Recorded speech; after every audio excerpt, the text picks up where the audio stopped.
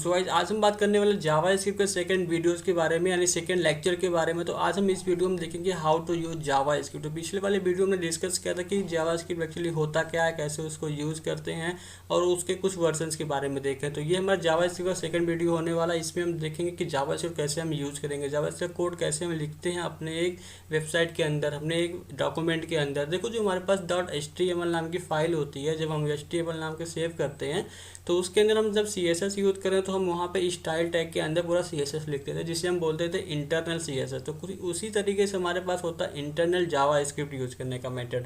यहाँ पे दो चीज़ें होती है हमारे पास, एक इंटरनल होता है, एक एक्सटर्नल होता है। तो इंटरनल यूज़ करने का तरीका सेम होता है CSS के तरीके से, वहाँ पे हम स्टाइल टैग के अंदर लिखते हैं, लेकिन यहाँ पे हम लिखते हैं स्क्रिप्ट टैग के अंदर। तो आप यहाँ पे देख पा रहे होंगे कि how to use JavaScript, ये हमारी हेडिंग है और जस्ट इसके नीचे मैंने लिखा है स्क्रिप्ट टैग। तो स्क्रिप्ट टैग के अंदर आपका पूरा जावा स्क्रिप्ट का कोड लिखेंगे तो वो जावा स्क्रिप्ट कोड वहाँ पे वर्क होगा हमारे एक डॉक्यूमेंट में। तो देखो इसको लिखने का तरीका सिंपल सा यहाँ पे लिखा हुआ है, इन HTML Java script code is inserted between the opening script and the closing script. मतलब आपको मैंने बताया था कि ये बेसिकली एक HTML का एलिमेंट होता है जहाँ पे ओपनिंग और क्लोजिंग होता है, उसके बीच में हमें जावा स्क्रिप्ट के सारे कोड को लिखना होता है, जिसको मैं आपको इम्प्लीमेंट करके भी बताऊंगा कि जावा स्क्रिप्ट कोड कैसे लिखना है। अब हम नेक्स्ट बात कर लेते हैं एक्सटर्नल जावा स्क्रिप्ट का। तो देखो एक्सटर्नल का मतलब आप समझ सकते हो कि हमने CSS में जब यूज़ किया था तो वहाँ पर हमने .css का एक्सटेंशन देखिए, वहाँ पे CSS के फाइल को हमने सेव किया था। तो वहाँ पे हम उस फाइल का पाथ देते थे अपने मेन वाले फाइल पे, नहीं .html वाले फाइल में। तो वो जो CSS का पूरा प्रॉपर्टी यानी वैल्यूज होता था वो अप्लाई होता था हमारे मेन डॉक्यूमेंट में। तो कुछ इसी तरीके से हम यहाँ पे यूज़ करते हैं एक जावा स्क्रिप्ट का फाइल। तो जावा स्क्रिप्ट को फाइल को यूज़ करने के लिए आपको स्क्रिप्ट टैग के अंदर, यानी स्क्रिप्ट टैग के अंदर पूरे उसका एक्सटेंशन देना होता है, उसके फाइल का पाथ देना होता है। जैसे यहाँ पे देख रहे हो, external script are the practical when the same code is used many different web pages. देखो हमारे पास यहाँ पे यूज़ करने का सिंपल सा मेथड ये होता है कि देखो जो हमारे पास मल्टीपल वेब पेजेस होते हैं, तो मल्टीपल वेब पेजेस में हमें कई जगह पे हम जावा स्क्रिप्ट अप्लाई करना पड़ता है, कई जगह जावा स्क्रिप्ट नहीं अप्लाई करना पड़ता है। तो वहाँ पे हम क्या कर सकते हैं कि एक पेज बनाएंगे जावा स्क्रिप्ट का, वो मल्टीपल पेजेस में जाके असाइन कर देंगे सिंपल सा, जो जावा स्क्रिप्ट का पूरा कोड होगा वो हर पेजेस में एग्जीक्यूट होने वाला है। तो उसके लिए हम यूज करते हैं एक्सटर्नल जावा स्क्रिप्ट। तो यहाँ पे जो चीज़ें जावा स्क्रिप्ट की हैं सेम यही बात थी हमारे CSS में, तो वही चीज़ यहाँ पे है, बस यहाँ पे इंक्लूड करने का तरीका थोड़ा सा अलग होता है। तो यहाँ पे नेक्स्ट आप ही देख सकते हो, JavaScript file have the file extension .js। तो यहाँ पे क्या करते हैं हम, यानी जावा स्क्रिप्ट के फाइल को हम .js नाम से एक्सटेंशन, जैसे कि हम कोई अगर एग्जांपल के लिए लेते हैं, जैसे इंडेक्स फाइल है हमारे पास और index.js में हम कोई जावा स्क्रिप्ट कोड लिखते हैं, तो index.js को हम इंक्लूड करेंगे अपने index.html फाइल में। तो index.js ही आपको लिखना है, जावा स्क्रिप्ट फाइल का ये एक्सटेंशन होता है, ठीक है। तो अभी देखो यहाँ पे नेक्स्ट है, to use a external script put the name of the script file in the src attribute of the script. Same यही चीज़ है जैसे कि वहाँ पे हम लिंक आरिया का यूज़ करते थे, वहाँ पे हम src देते थे, लेकिन यहाँ पे देखो एक चीज़ डिफरेंट होता है, स्क्रिप्ट टैग का यूज़ कर सकते हैं उनको लिंक करने के लिए, और वहाँ में एक हमारे पास सोर्स एट्रीब्यूट होता है जिसमें उस फाइल का पाथ देते हैं, ठीक है। तो वो चीज़ें हम यूज़ करेंगे जावा स्क्रिप्ट में। सो नेक्स्ट अभी आप देख सकते हो जावा इसकी डिस्प्ले पॉसिबिलिटीज। तो देखो यहाँ पे डिस्प्ले पॉसिबिलिटीज का मतलब ये है कि जावा स्क्रिप्ट के जो कोड होते हैं उनको किस किस वे में आप जावा स्क्रिप्ट के कोड को, उसके आउटपुट को देख पाओगे। तो देखो डिस्प्ले प्रॉपर्टी पॉसिबिलिटीज का मतलब बस सिंपल सा ये होता है, जब भी आप कोड लिखते हो जावा स्क्रिप्ट का तो वो आपके किस चीज टाइप में देखते, जैसे कि हमारे पास यहाँ पे देख रहे हो कि यहाँ पे यूजिंग इनर HTML होता है, document.write होता है, window.alert होता है, यूजिंग console.log होता है। तो ये कुछ हमारे पास मेथड होते हैं कि आपके आउटपुट को डिस्प्ले कराने के लिए, जो आपका कोड है एक्चुअली उसका आउटपुट क्या है, उसका रन करने के बाद उसका रिजल्ट क्या आ रहा है। तो इन सारे पैटर्न्स में आप देख सकते हो, ये पॉसिबिलिटीज होती है आपके कोड को, आउटपुट को डिस्प्ले करने के लिए, ठीक है।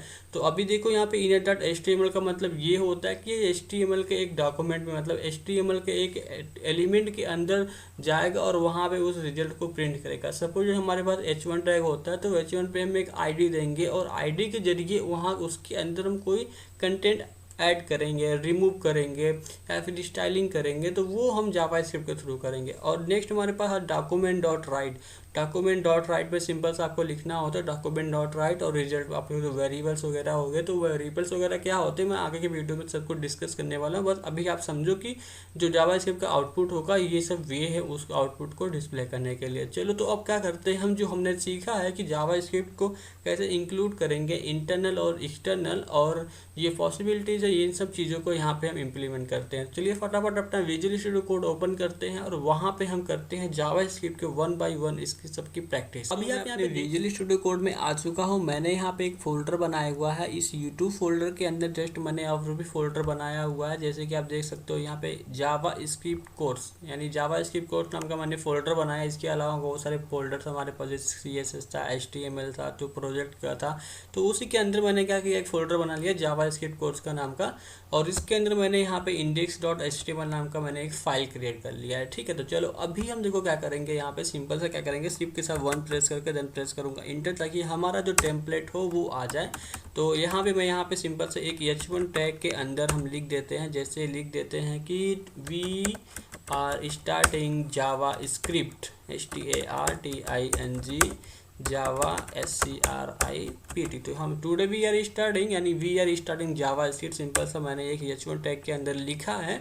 तो देखो हम सबसे पहले बात कर रहे हैं यहाँ पे इंटरनल जावास्क्रिप्ट, यानी इंटरनल जावास्क्रिप्ट कैसे यूज़ करना वो आपको मैं बताने वाला हूँ। ठीक है, तो देखो सबसे पहले आपको करना क्या है इंटरनल यूज़ करने के लिए, जैसे कि देखो यहाँ पे मैं क्या करता हूँ H1 के अंदर, या फिर मैं यहाँ पे सिंपल सा एक कोड यहाँ पे लिखने वाला हूँ, जैसे कि यहाँ पे हमारा जो P है, सपोज देखिए यहाँ पे मैं पैराग्राफ लेता हूँ, पैराग्राफ में ले लेता हूँ क्लिक।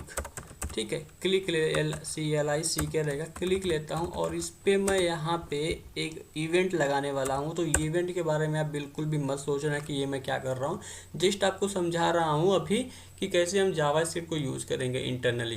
ठीक है, तो on click function, on load function and उसके बाद बहुत सारे फंक्शंस हमारे पास आते हैं, तो वो हम आगे की वीडियो में पूरा डिस्कस करेंगे। आप बिल्कुल भी टेंशन मत लेना कि मैं ऑन क्लिक क्या कर रहा हूँ और ये सब क्या कर रहा हूँ, तो बिल्कुल भी आप टेंशन मत लो। अभी मैं जस्ट आपको समझा रहा हूँ कि इंटरनल CSS कैसे होता है और एक्सटर्नल CSS कैसे यूज करेंगे वो भी। तो देखो यहाँ पे सिंपल से मैं लिख देता हूँ ऑन क्लिक।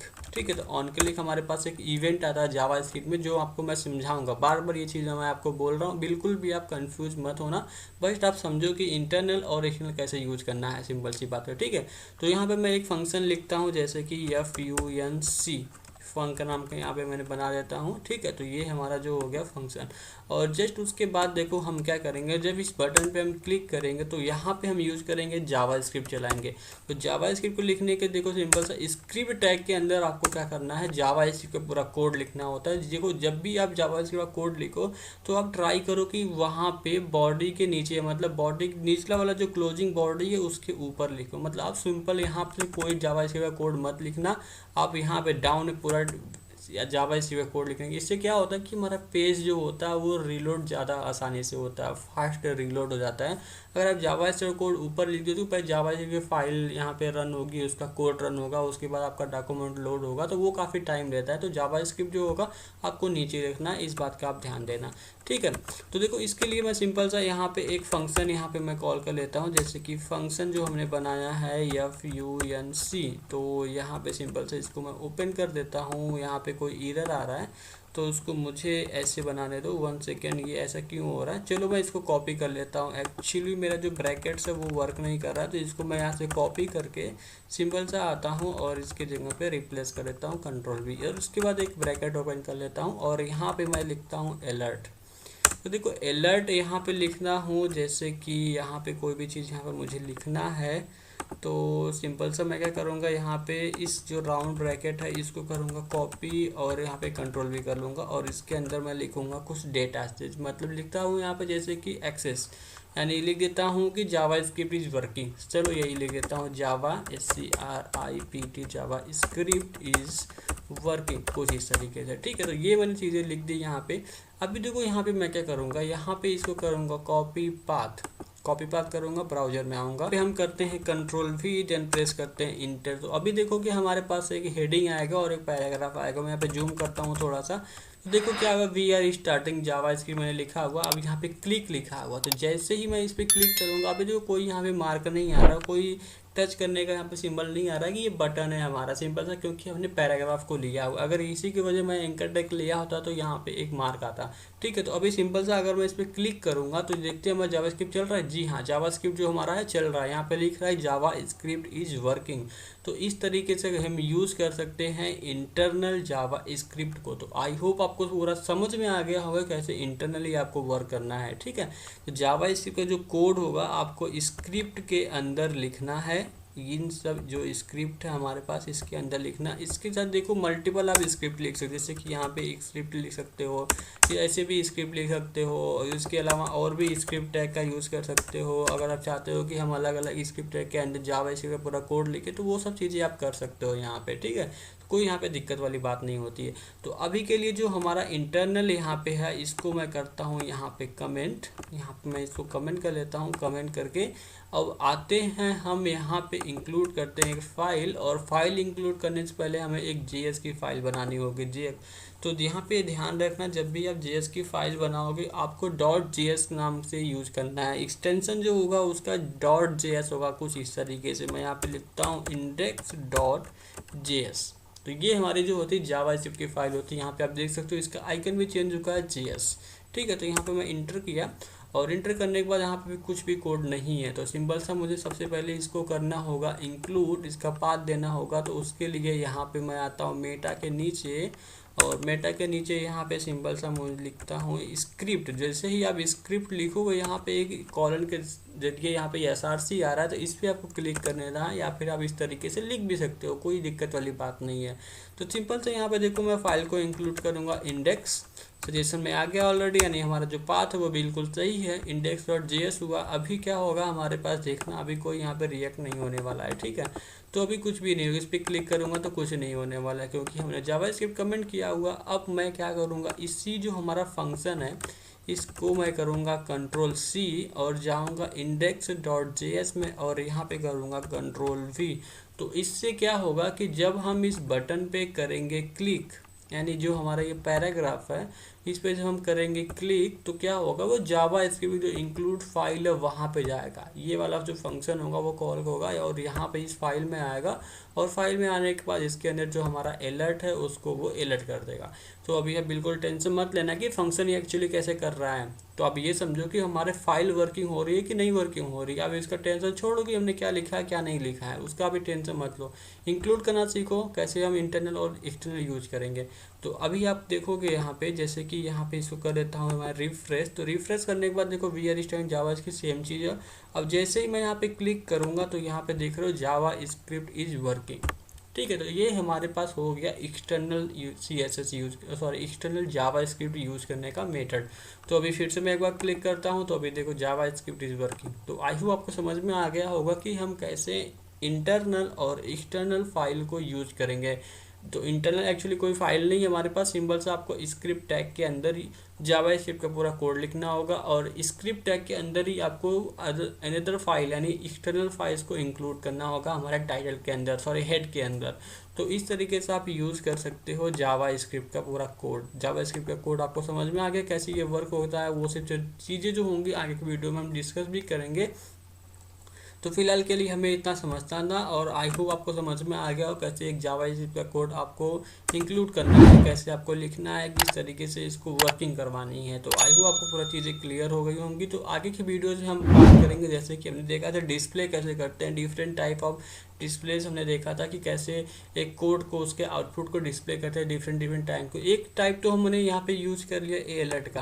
तो अलर्ट का हमने आउटपुट देख लिया कि ये आउटपुट हमारा आ रहा था। तो बाकी और भी चीज़ें हमारे पास जैसे console.log होता है, document.write होता है, और उसके बाद हमारा इनर HTML होता है। तो वो सब चीज़ें हैं वो हम आगे के वीडियोस में डिस्कस करेंगे। तो उसका आप बिल्कुल भी टेंशन मत लेना, वो सब चीज़ें मैं डिस्कस करने वाला हूँ। तो आई होप आपको वीडियो पूरा पसंद आया होगा, आपको ये चीज़ें समझ में आई होंगी। सो गाइस, अगर वीडियो अच्छी लगे, थोड़ा भी इन्फॉर्मेटिव लगा हो, चैनल को लाइक कर लेना, सब्सक्राइब कर लेना, साथ ही बेल आइकन में प्रेस कर लेना, ताकि लेटेस्ट नोटिफिकेशन आपको मिले सेकंड वीडियोज़ का, नए वीडियोज़ का, तो आप इजीली उसको एक्सेस कर पाओ। सो मिलते हैं अगले वीडियो में। Thank you.